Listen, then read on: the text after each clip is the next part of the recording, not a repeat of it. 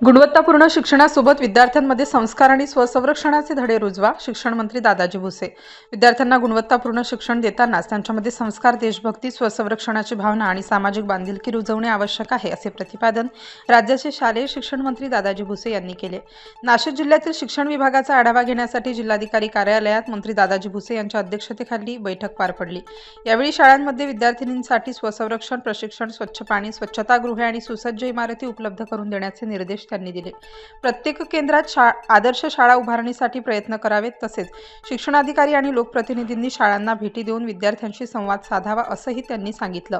विद्यार्थ्यांना शासनाच्या विविध योजनांचा लाभ मिळवून देण्यासोबतच दर्जेदार गणवेश देण्याच्या सूचनाही करण्यात आल्या. एक पेड माँ के नाम उपक्रमाअंतर्गत स्वातंत्र्यदिनी प्रत्येक विद्यार्थ्याचे वृक्ष लागवड करून त्याचे संगोपन करावे. तसेच नशामुक्त भारत अभियान प्रभावीपणे राबवावे, असे आवाहन मंत्री भुसे यांनी केले.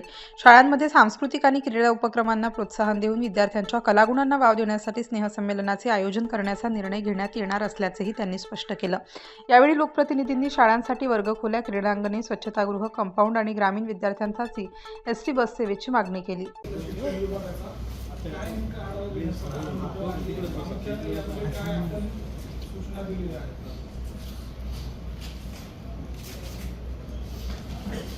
शिक्षण क्षेत्राच्या संदर्भातलं देशव्यापी आणि राज्यव्यापी जे काही मूल्यांकन केलं जात आहे, ज्याच्यामध्ये परफॉर्मन्स ग्रेडिंग इंडेक्स पाठीमागच्या काळामध्ये कोल्हापूर आपल्या देशामध्ये मागच्या वर्षाला 1 क्रमांकाला आलेला जिल्हा,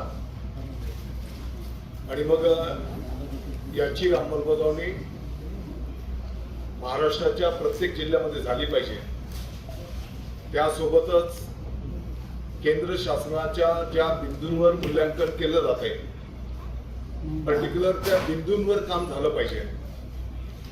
या संदर्भातले माननीय मुख्यमंत्री महोदय देवेंद्रजी फडणवीस साहेब, माननीय उपमुख्यमंत्री महोदय एकनाथजी शिंदे साहेब, माननीय उपमुख्यमंत्री महोदया सुनीत्राताई पवार साहेब यांचे निर्देश होते. आणि तसं आम्ही राज्यव्यापी व्हीसी घेऊन ही बैठक केलेली, परंतु राज्यव्यापी या गोष्टींचा अंमलबजावणी करत असताना, आढावा घेत असताना आपला नाशिक जिल्हाही पुढे गेला पाहिजे, पाठीमागे राहता कामा नये. आणि म्हणून आज सर्व सन्माननीय लोकप्रतिनिधी महोदय, अधिकारी महोदयांच्या उपस्थितीमध्ये या ठिकाणी बैठक संपन्न झाली. आणि मग काही ठिकाणी ज्या काही कमतरता आहेत त्या आपल्याला पूर्तता कशा करता येतील आणि कशा पद्धतीने कोणत्या बिंदूंवर काम करून आपल्याला हा विभाग पुढे न्यायचा आहे, याची सविस्तर चर्चा आपण बघितलं असेल की गेल्या 3 तासापासून हे विचारमंथन त्या ठिकाणी संपन्न झालेलं आहे. दादा, काही यांच्या मागण्या होत्या, काही लोकप्रतिनिधी होते, काही तक्रारी होत्या, ज्याच्यावर आज विचार विनिमय करण्यात आला, असं काय आहे? आता बऱ्याच ठिकाणी भौतिक सुविधांची आवश्यकता आहे. मग या भौतिक सुविधा आपण कशा पद्धतीने, कोणत्या योजनेतून कसा निधी आपण उपलब्ध करू शकतो. आपल्याला माहिती आहे की जो काही भौतिक सुविधांच्या संदर्भातला प्राधान्यक्रम आहे, प्रत्येक शाळेमध्ये शुद्ध पिण्याचं पाणी विद्यार्थ्यांना मिळायला पाहिजे, प्रत्येक शाळेमध्ये स्वच्छतागृह असले पाहिजेत, शाळेच्या इमारती सुस्थितीत असल्या पाहिजेत, जिथे रंगपुटी करण्याची गरज असेल, कुठे दुरुस्ती करण्याची गरज असेल, कुठे शाळा निर्लेखन करण्याची गरज असेल, नवीन इमारत बांधण्याची गरज असेल, प्रत्येक शाळेमध्ये